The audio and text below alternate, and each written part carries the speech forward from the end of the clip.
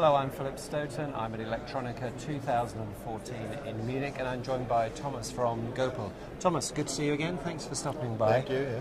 We perhaps more traditionally talk to you at Productronica, where you're in amongst all your customers, but here you're in amongst OEMs and perhaps different people in the value chain. What's the difference between the two shows in the way you're interacting with customers? Yeah. Our products, they support in the entire product life cycle. That means for us, both worlds are important. The world where you're making the prototypes, working in the labs, where you validate also your designs. And on Productronica show, of course, the production market is more in the focus. And so we're exhibiting respective products and matching exactly the different product life stages.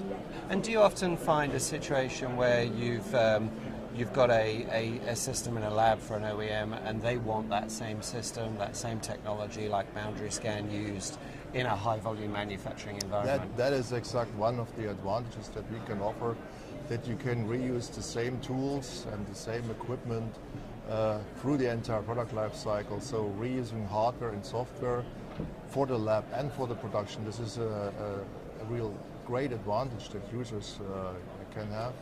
And so the benefits are also from the cost side. They are really dramatic. Yeah. And in terms of the technology you brought to this show, particularly some new innovations on the boundary scan side. Yes, that's correct. Well, we have launched at the show 3 innovations. We have seen that the bit error rate test becomes more and more important. Boards becoming more and more dense, but also the speed is going up. So we're talking about high-speed interconnections like PCI Express, for example. So we have launched at the show a new solution for validation of PCI Express plug-in cards, where you can measure the bit error rate test fully concurrent on all lines, so you can also see the quality of your speed and the quality of these interconnections. And you can also use the same equipment in production again, so that's also very important. So this is one side. And then we have launched at the show support for the Altera SoC devices, which have an integrated hardcore processing system. Right.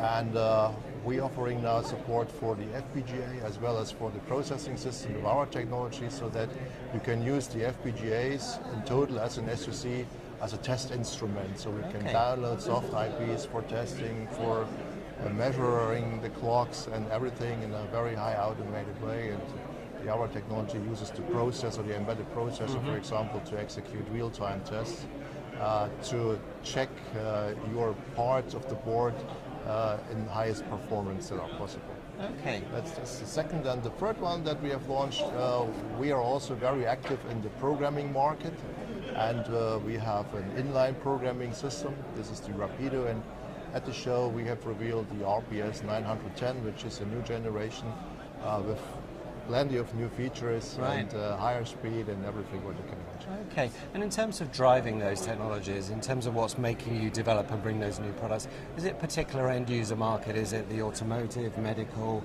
fast-moving consumer? What really pushes you? That is also something what is important for us.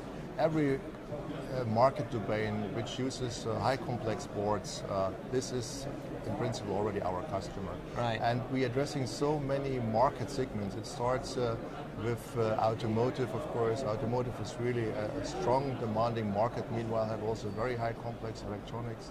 But also consumer market is, if you look to the latest developments, they are extremely complex. Other emerging markets, for example, medical equipment, very, very important. EMS companies, so the spectrum is so wide. In principle, you find everywhere a customer for our products. Yeah, and all bringing different demands. And if you look at particularly the high volume consumer market, when it's in production there, it becomes all about speed. Can boundary scan meet those line tacks, those line speeds that are demanded?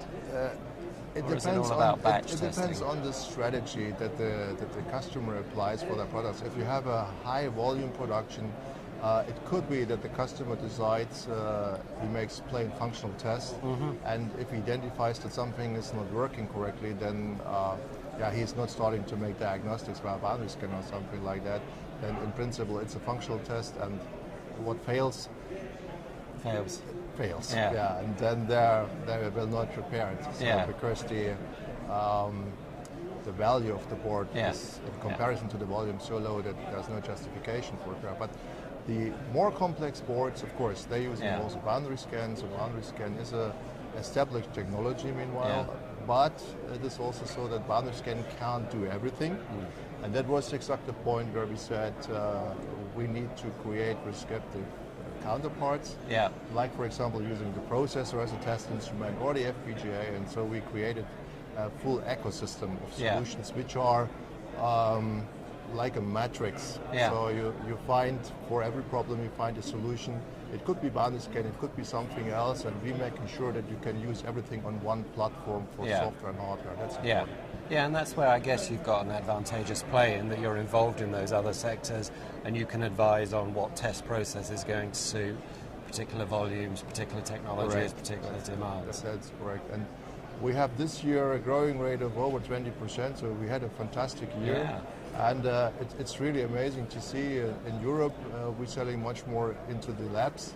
In Asia we're selling much more into production environment, and in the US, which is also for us a very important market, and we are very happy that this year extremely well developed this market. We're selling to both labs and production. So that's also a good sign for me that the economy comes back also in the US. So we can say all in all, we're very happy. Very happy, very good times. And with the Americas, are you also servicing the Mexican market, where a lot of the volume seems to be manufactured? Mexico first is the production market for the US, and it will also remain, I think, in the future.